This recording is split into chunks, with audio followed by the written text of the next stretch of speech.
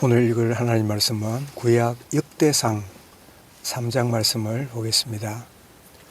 역대상 3장 1절부터 9절까지 말씀입니다.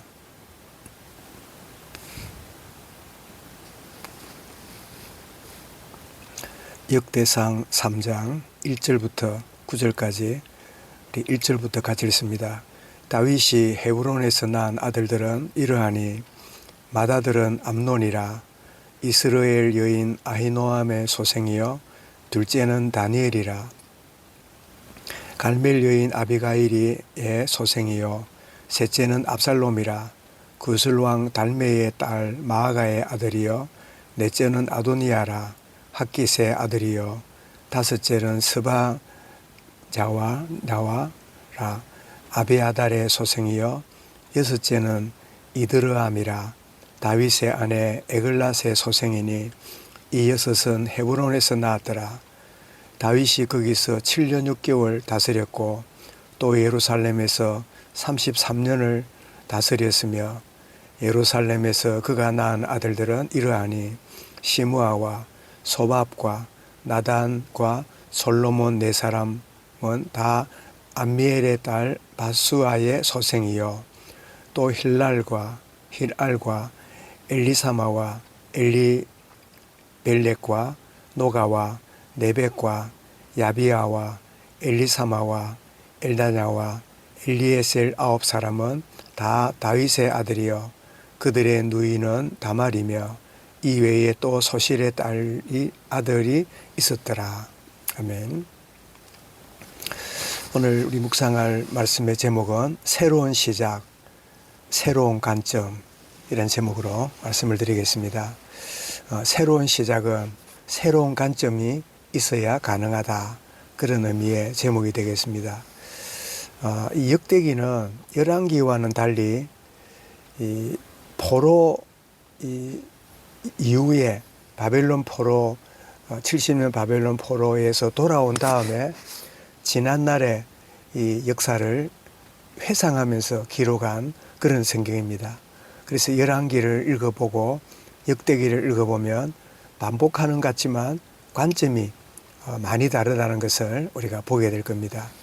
그래서 관점이 뭐냐 기억할 건 열왕기는 있는 사실 그대로 기록하는 선지자적인 관점으로, 그래서 그 사실을 기록하니까 틀린 것과 악한 것과 이런 것에 대해서 참 예리하게 기록하는 그런 이 관점을 보게 되는데, 역대기를 읽어보면 긍휼의 눈으로 참 지난날에 있었던 역사를 돌이켜보면서 이렇게 긍휼과 이 하나님의 은혜의 눈으로 기록하는, 그래서 역대기는 열왕기는 선지자적인 관점으로 기록되었다면 역대기는 제사장적인 관점으로 기록이 되었음을 보게 됩니다. 한 단적인 예로 열왕기에는 이 다윗의 허물이나 이런 것들이 기록되어 있지만 역대기를 읽어보면 이 다윗의 허물이나 이런 게 기록이 되어 있지 않습니다. 그것은 덮으려 하는 게 아니라 참 지난날의 역사를 하나님 은혜의 관점으로, 열왕기는 사실적인 관점이라면 역대기는 하나님의 긍휼과 은혜의 관점으로 기록된 증거가 바로 그러한 거죠. 그래서 포로에서 돌아온 이들에게 누가 누군지 모르니까 어느 지파의 어느 후손으로 계보를 정리해 나가는 이런 것을 보게 되는데, 그런데 흥미로운 일은 열왕기는 북이스라엘과 남유다를 교차적으로 이렇게 기록을 하고 왕, 선지자, 그 당시에 있었던 일을 기록을 하고 하는데, 이 역대기에 들어오면 북이스라엘은 아예 기록이 되어 있지 않고 남유다의 그 역사만을 쭉 기록하고 있음을 보게 됩니다.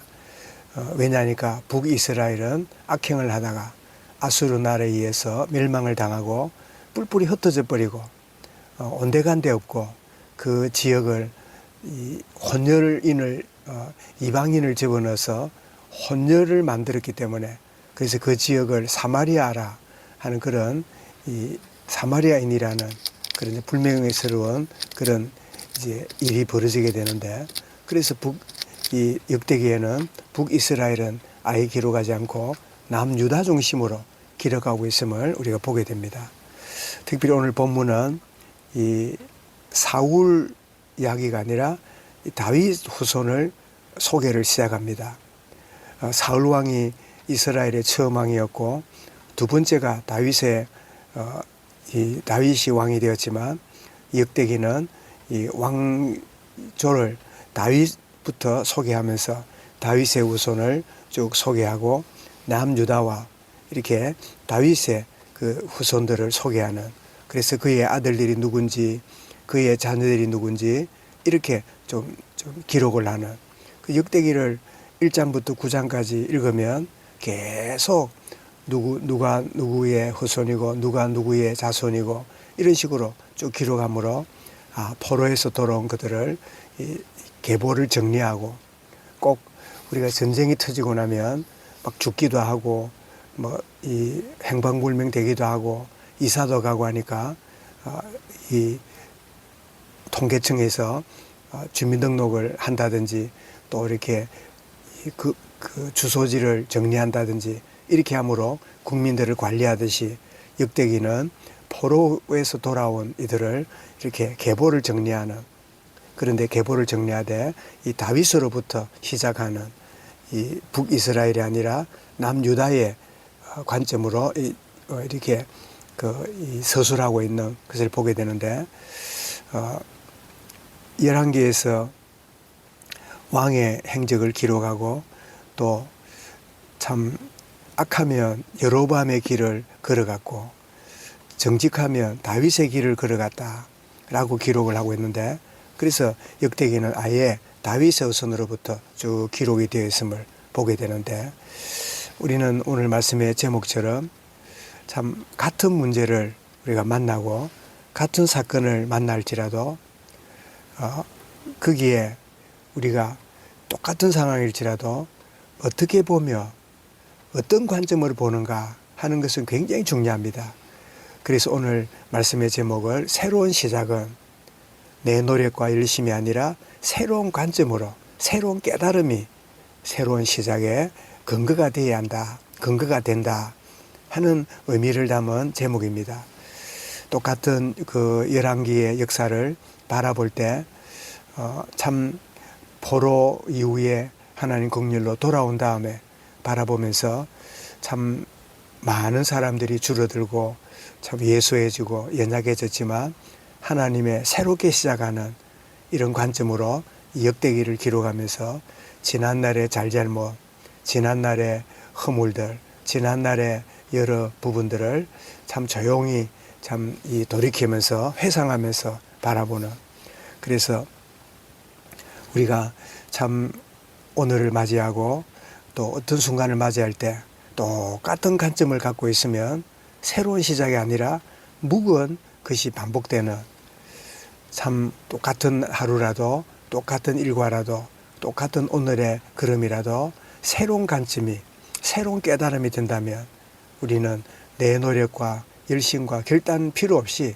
새롭게 시작되는, 어제 뜨는 태양 늘 떴는 거지 뭐 라고 생각하지만 어제 뜨는 태양과 달리 오늘 내 마음에 새로운 관점이 열리면 하나님의 창조의 세계가 내게 보여지는, 어제 보던 이 나무가 그냥 있는 줄 알았지만 자세히 보고 새로운 관점 보니까 봄을 준비하고 있는 꽃몽우리를 보게 되고, 우리 주변에 그 들판에 참 싹이 올라오는, 참 새롭게 참 시작되고 있구나를 보게 되는, 그 새로운 시작은 내 결단하고 노력하고 애를 쓰기 전에 새로운 관점이 열리는 새로운 깨달음. 그래서 우리가 성령의 인도 받는 이유는 내가 하고 있는 계획을 성령이 도와주는 게 아니라 내가 하고자 하는 나의 깊은 내면에 하나님의 성령과 삼위 하나님이 원하시는 것에 내가 새로운 깨달음, 새로운 관점이 열리기를 원하는, 열리게 되는, 이것이 성령의 인도지요.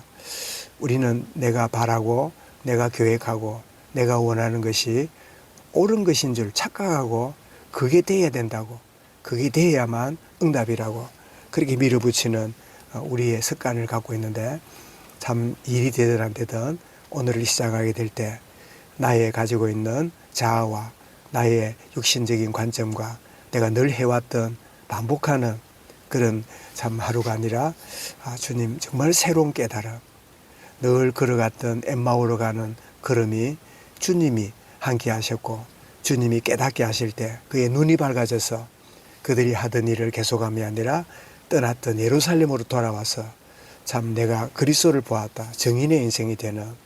그래서 새로운 시작은 열심 내고 노력하고 계획을 많이 짜는 게 새로운 시작이 아니라 주님 내게 새로운 깨달음, 새로운 주의 은혜, 하나님 은혜의 참 관점이 열리는 이것이 새로운 시작의 출발이 되어야 됨을 우리에게 일깨워주는 말씀입니다.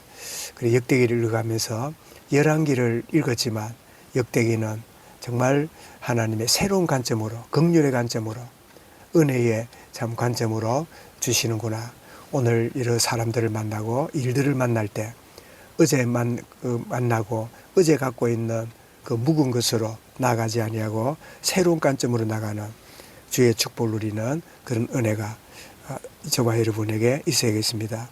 오늘 드린 찬송 548장에 날 구속하신 주께 엎드려 그 크신 은혜 찬송합니다.